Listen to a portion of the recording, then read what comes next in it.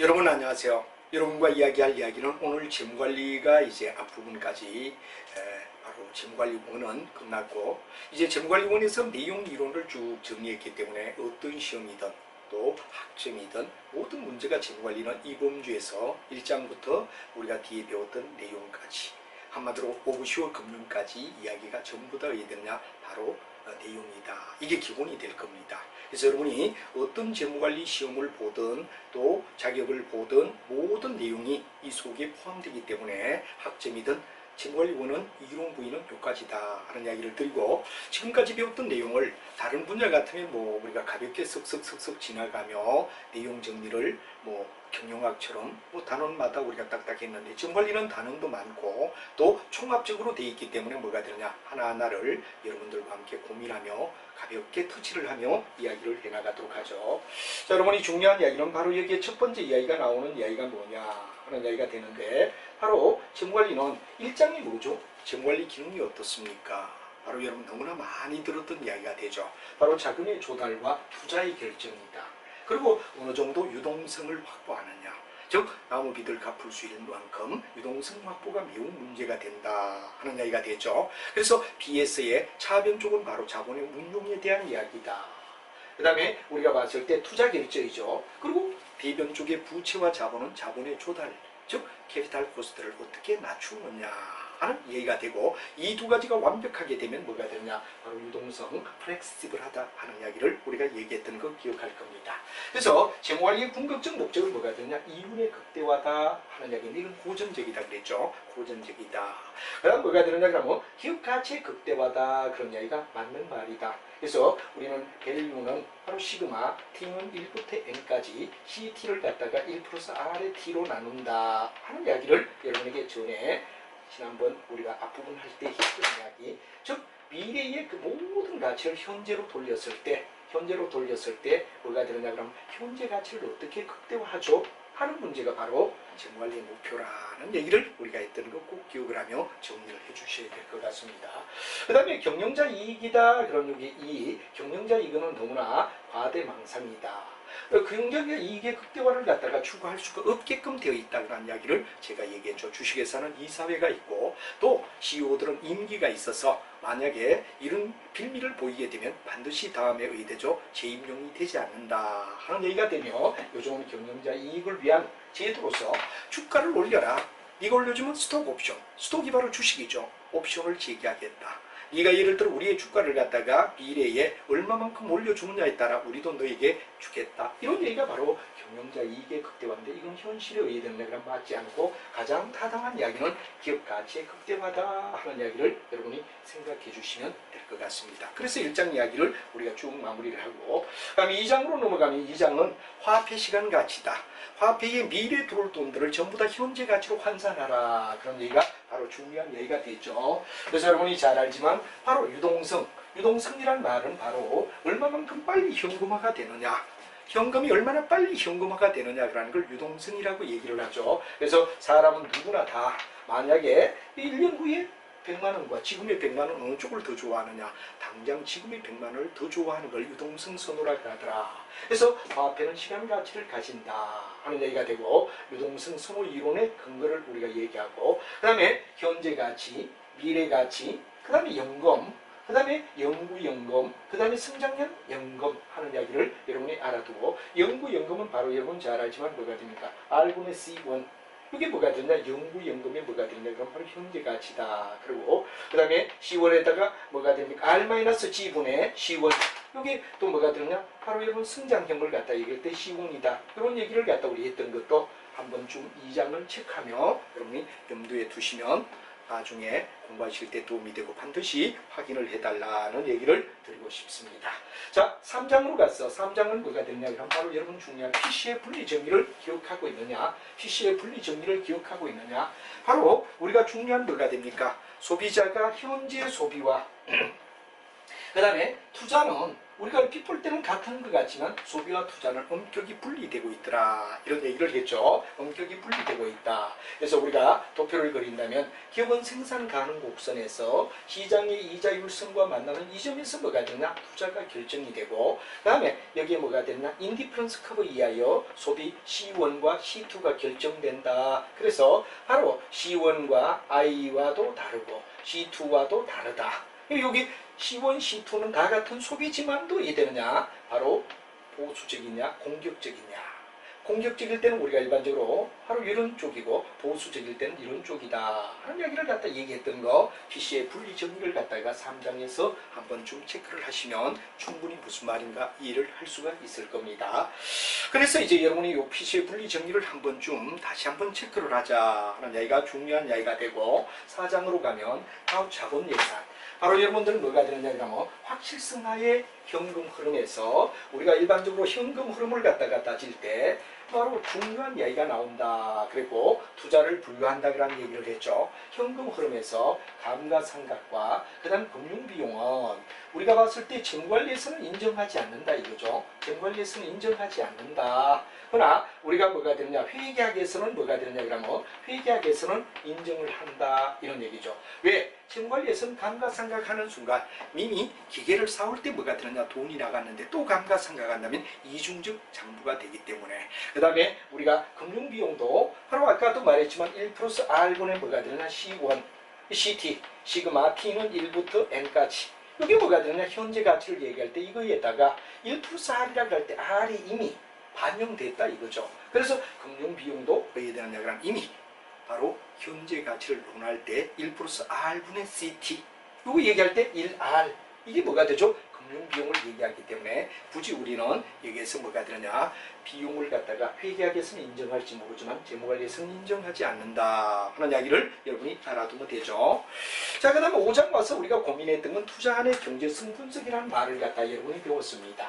투자안의 경제성 분석 5가지를 반드시 해야 되느냐 여러분은 하나하나 이해를 하고 이때 여기는 확실성하의 투자를 얘기하죠. 확률이 100%일 때 보통 기업으로 볼 때는 뭐가 되죠? 바로 회사를 처음 세워서 운영할 때 소위 내가 돈을 어디에다 투자를 해야 되죠 하는 문제가 될 때 우리가 많이 하죠. 첫 번째가 회수기간법.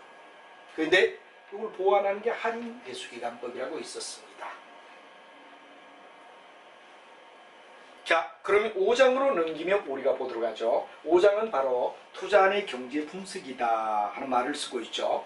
바로 우리가 굉장히 중요한 이야기는 이 투자안의 경제 분석은 어떨 때 바로 회사를 초기에 설립할 때 어떻게 되느냐 5장에 대한 바로 여러분 중요한 이야기는 뭐가 되느냐 그러면 바로 투자안 분석이다 이런 얘기가 되죠.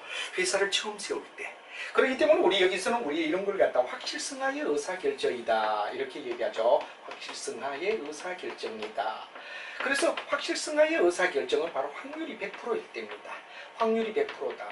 그래서 확률이 100%이기 때문에 여기에서는 어떠냐 그러면 우리가 궁극은 확률에 대한 문제를 고민하지 않습니다. 그러나 육장감 위험하 그럴 때는 확률이 분리된 경우 예를 들어 경기가 좋을 확률 30%, 경기가 보통일 확률 40%, 경기가 나쁠 확률 예를 들어 30% 이렇게 분리되며 나가는 게 바로 위험하라는 얘기를 갖다 뒤에 6장에서 배우게 됩니다. 근데 우리가 여기서 얘기하는 이야기는 뭐냐 그러면 확률이 이렇게 얘기는 30%, 40%, 30% 경우의 수를 갖다 이렇게 투명하는 걸 갖다 우리는 위험하의 투자라고 얘기를 하죠. 근데 확실성하의 투자는 확률이 100%이기 때문에 위험하와 다르다 그런 얘기가 되고 5장은 보통 신설, 처음 회사를 세울 때 일어나는 이야기라고 했고 바로 투자안의 경제 분석 우리가 얘기를 했죠. 여기는 얼마만큼 빨리 회수하느냐 돈을 빌려주고 얼마만큼 빨리 회수하느냐에 따라 우리는 뭐가 됩니까? 바로 타당성 여부를 논했다. 그 다음에 할인 회수기간법이다. 이 회수기간법에 뭐가 되느냐 그럼 한계성을 극복하기 위하여 할인 회수기간법은 임시적으로나마 화폐 시간 가치를 반영하려고 노력했다. 그런 걸 우리가 배웠습니다. 그 다음에 여러분 회계적 이익률법이다. 그런 얘기가 나오죠. 순현재 가치법이어야 하느냐. 근데 이 중에 가장 중요한 것은 순현재 가치법이며 그 이외에 내부 수익률, 수익성 지수법. 이 수익성 지수법은 뭐를 가지고? 바로 비율을 가지고. 여기는 뭐가 되느냐 그럼 바로 여러분들 바로 우리가 봤을 때 차를 가지고 그래서 우리가 차를 가지고 두 개를 갖다 따지는 건 뭐가 되죠? 바로 순현재 가치법이라면 수익성 지수법은 바로 어떠냐? 내가 투자한 금액과 미래에 들어올 돈을 갖다 비로 따져서 1보다 크냐 적으냐 하는 이야기를 따진다 그런 이야기 했던 5가지를 다시 한번 여러분 체크를 할 필요가 있다 하는 이야기로 설명을 드리겠습니다.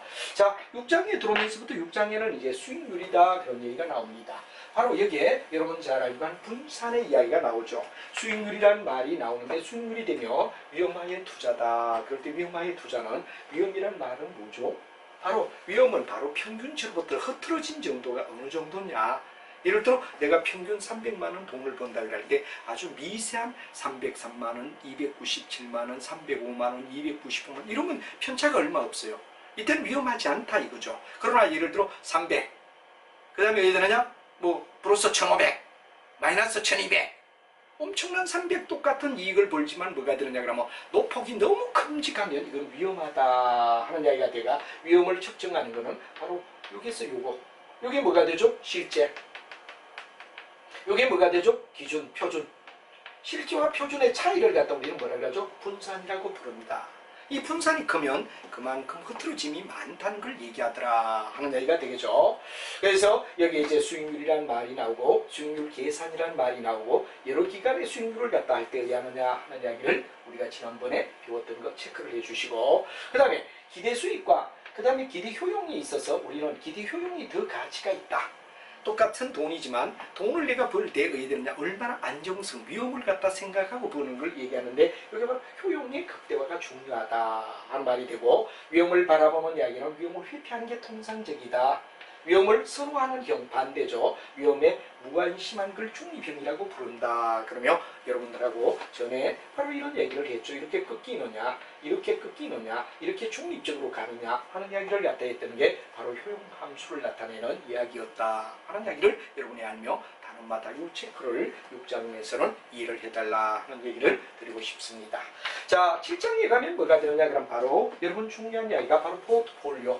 바로 쉽게 얘기하면 많은 주식을 갖다가 예를 들어 종목이 있을 때는 가능하면 뭐가 되느냐 여러 종목을 갖다 우리는 바로 분산 투자라 하는 이야기를 우리는 얘기하는데 이 분산 투자를 하는 걸 갖다 포트폴리오라고 얘기를 하죠. 그래서 여러분이 잘 알지만 포트폴리오는 단일 주식이냐 단일 주식일 때는 왜 됩니까? 우리가 봤을 때 수익은 높고 위험이 낮은 것 요것만 따져주면 됩니다. 그러나 여러 주식을 갖다 취급할 때는 가능하면 N을 무한대로 버려라 하는 얘기가 되고 포트폴리오 가정을 갖다 쓰는 게 바로 이런 얘기가 되고 그럼 가능하면 지배원리 수익은 높고 위험은 낮은 거 이게 지배원리란 말이야. 수익은 높고 위험이 낮은 거 지배원리다. 이 지배원리 이하여 무차별 곡선을 그리고 포트폴리오 기대 수익률이다 그러는데 바로 이런 얘기가 되죠. 바로 여러분 잘 알지만 여기에다 RF라는 얘기를 놓죠. 리스크 프리.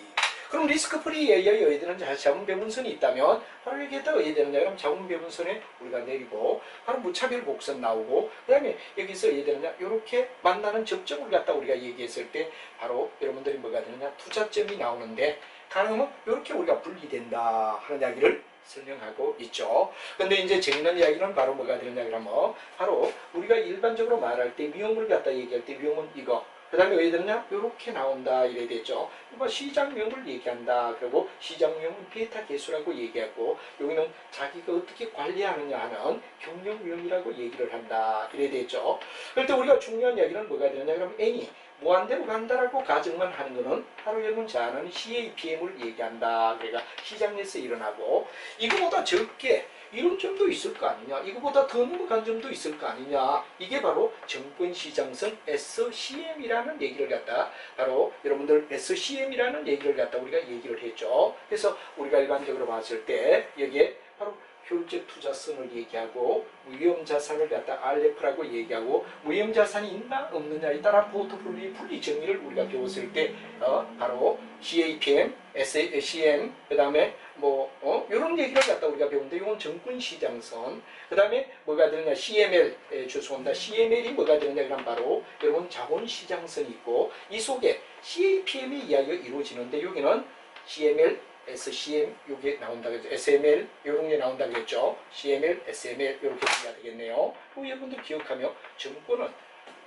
n이 무한대로 안 가도 n이 무한대로 넘었을 때도 이런 경우를 갖다 얘기한다면 이거는 n이 무한대로 갈 때를 CML이라 그러며 자본시장선, 이건 정권시장선은 이렇게 유도리가 있다 그랬고 이런 두 가지를 다 합해서 우리는 뭐라 그러죠? CAPM이라고 얘기한다. 이런 얘기가 되죠. 그러면 이 CAPM은 APT와 의해된다? 반대적 개념이다 그랬죠. APT는 내가 누구로부터 주식을 사느냐. 내가 주식을 만약에 예를 들어서 만약에 부동산에 투자를 한다 그럴 때 어느 복덕방을 통하여 투자를 하느냐에 따라 달라지는 걸 차익거래라고 얘기가 APT라고 배웠고 CAPM은 아예 n이 무한대로 갈 때 여기 뭐가 되느냐 그러면 바로 이게 제로가 된다는 이거 일물일가설에 의하여 이야기하는 걸 갖다 얘기한다. 그런 얘기가 쭉 나왔던 7장의 이야기를 체크하며 공부해 주시면 될 것 같습니다. 자, 8장은 CAPM, CML, SML 미리 먼저 얘기했네요. 바로 주가에 영향을 미치는 내용을 갖다 요인모형이라고 얘기하고 시장에서 요인모형은 어떻게 되느냐.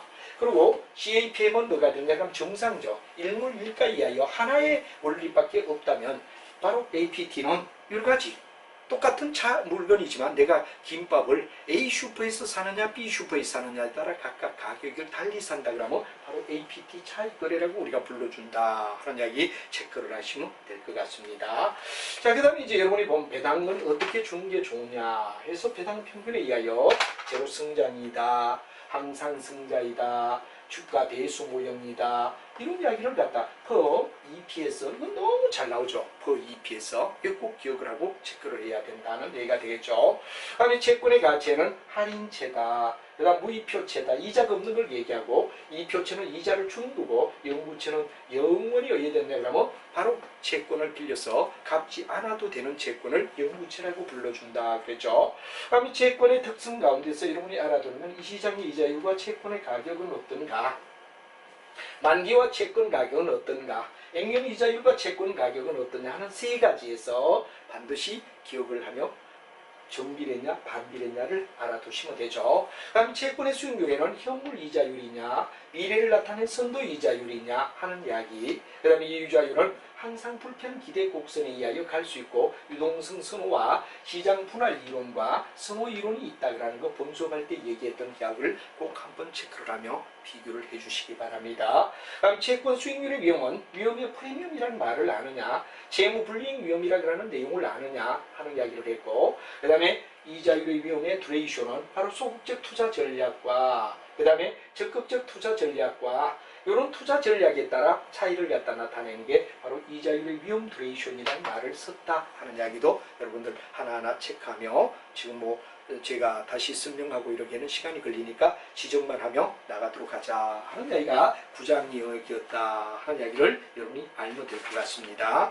다음에 10장에 가게 되면 10장은 뭐가 되느냐, 시장의 효율성을 얘기하죠. 시장은 자본이 잘 흘러가게끔 만들어주는 시장을 우리는 바로 시장의 효율성이라고 얘기하는데 배분의 효율성, 운영의 효율성, 정보의 효율성이라는 세 가지를 여러분이 알아라 하는 얘기고, 그 다음에 약형 시장, 중강형, 강형 시장을 분리해서 우리가 따져본다. 그래서 약형은 과거 역사적 사건이 현재 주가에 영향을 주느냐, 그 다음에 중강형은 공시를 했을 때 주가에 영향을 주느냐, 극비의 문제를 갖다 알았을 때 영향을 주느냐 하는데 전부 다 세 가지가 다 학문과 이론은 차이가 있다 그러듯이 전혀 먹히지 않더라 하는 이야기를 얘기하죠.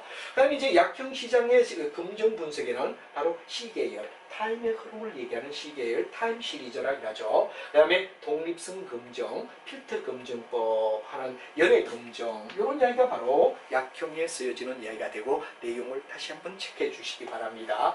중강형은 바로 여러분 잔차 사건, 사건의 연구라고 얘기하고 잔차 분석이라는 말을 쓰죠. 그 다음에 강형시장은 전문 투자기관이 뭐가 되느냐 그럼 바로 기업의 내부자나 전문 투자가가 해도 일반 투자자와 차이가 없다 그런 얘기가 되고, 그 다음에 여러분 일회현상 4가지 꼭 기억해야 됩니다. 일회현상 4가지 꼭 기억을 하며 외워줘라 하는 얘기가 되고, 그 다음에 경제적 부가가치와 시장의 부가가치인데 경제적 부가가치는 부가가치, 늘어난 가치를 갖다 가지고 CEO를 잘했나 못했나 평가하는 거고, 이 바로 시장의 가치는 주가입니다. 주가를 올렸느냐 못 올렸느냐를 가지고 우리가 논한다. 그런 것도 여러분이 체크를 하시며 봐줘야 되고, 다음 레버리지에는 영업 레버리지는 고정비를 얘기한다고 했죠. 재무 레버리지는 바로 이자와 세금을 얘기한다. 그리고 이 두 가지를 갖다 결합한 레버리지 곱하기 관계가 뭐가 되죠? 결합 레버리지가 된다 하는 이야기를 머릿속에 한번 체크를 하시면 10장 이야기는 여러분이 이런 이야기를 체크해야 되구나 하는 걸 마무리를 해주시기 바랍니다. 자, 11장으로 가죠. 11장에 가면 원천별 자본 비용을 하나하나마다 따로따로 우리가 비용을 갖다 우리가 뽑는 걸 갖다 원천별 자본 비용이다 하죠. 근데 이걸 갖다 우리가 평균 레버리지로 따지면 어떻게 되죠? 한마디로 말하면 바로 여기에 자산이 있고 부채와 자본이 있다. 그럴 때 하나하나마다 따로따로 얘들나 이자율을 갖다 계산하는 걸 원천별이라고 얘기를 하죠. 근데 이걸 가중치를 넣어서 평균 레버리지가 어느지 부채와 자본을 얘기한다고 할 때 우리가 자주 썼던 이야기가 KD. 바로 여러분 뭐가 됩니까? 일종의 맨 먼저 나온 게 뭐가 되느냐? KE가 바로 가중치를 넣은 바로 자본 비용이다. 라고 얘기라고 하죠. 자, 우리가 봤을 때 뭐가 되느냐 그러면 일종의 KE에다 외기라는 말을 갖다 놓는 게 낫겠군요. 외기라는 말이 가중 평균을 나타내는데 외건 KD에다가 곱하기 뭐가 되느냐? V분의 본드 1-T. 이게 법인세가 됩니다. 기업의 가치 전 부분에 본드가 차지하는 게 어느 정도죠? 사채. 뭐가 되느냐? KE에 뭐가 되느냐? 그럼 바로 V분의 뭐가 되느냐? S. 본드 대신 스톡이 되죠. 여기는 법인세를 감면해주지 않기 때문에 1-T를 쓰지 않는다. 이게 뭐죠? 외계 공식이라 그런 이야기 지난번 제가 강의할 때 여러분 반드시 이해를 하며 외계에 대한 변수를 이해해야 된다 그런 이야기를 한 바가 있죠. 이걸 여러분들 머릿속에 알아둬라 하는 이야기가 중요한 이야기가 될 겁니다. 그래서 이제 여러분들 외계라는 얘기를 갖다 이해를 했고 자본은 원래 자본구조 이론 발전해서 MMA 이론이 있고 그 다음에 시장이 있고 그 다음 뭐가 되느냐 바로 문제점을 얘기해서 수정까지 갔다 하는 이야기 단계별로 바로 법인세 문제 때문에 그렇게 되었다 하는 이야기를 했죠. 그 다음에 전통적 자본에는 순이익 접근법과 이 영업이익 접근법과 그 다음 전통적 접근법이 나온다고 했고 MMA 일명제, 이명제 차이가 뭐냐 그 다음에 MMA 속에서 제1의 수정명계, 제2의 명계의 차이는 뭔가 하는 거 책 속에서 체크를 반드시 해줘야 된다 그런 이야기로 정리를 해야 되겠죠. 그 다음에 자본의 이론에서는 항상 뭐가 되느냐 부채는 파산 비용을 얘기하고 바로 자본은 대리 비용을 갖다 얘기하고 그 다음에 정보의 비대칭과 신호 효과와 그 다음에 개인소득세와 밀레의 균형 바로 부채에 대한 차이점을 우리가 지난번 쭉 체크하며 정리했던 거 한 번 더 내용을 갖다가 옆에 적으며 무슨 말인가를 확실하게 여러분들이 잡아주는 게 매우 중요하다 이런 얘기를 쓸 수가 있습니다.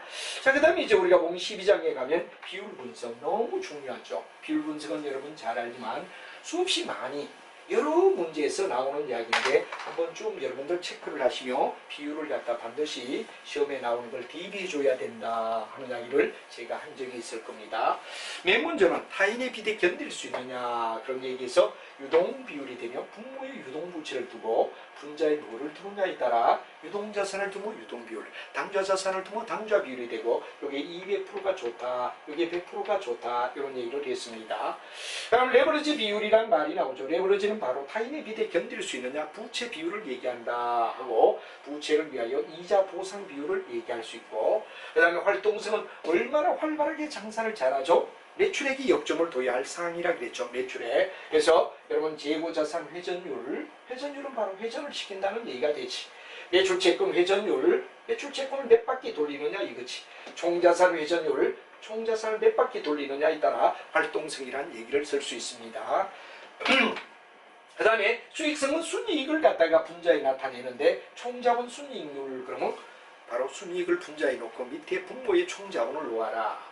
매출 순이익률 그러면 분자는 매출액을 놓고 그 다음에 분모에는 뭐가 되느냐 그러면 바로 순이익률을 갖다가 매출액 순이익인가 순이익을 분자에 놓고 매출액을 분모에 놓아라. 그 다음에 자기자본 순이익률은 순이익을 분모에 놓고 분자에 놓고 자기자본을 분모에 놓아라.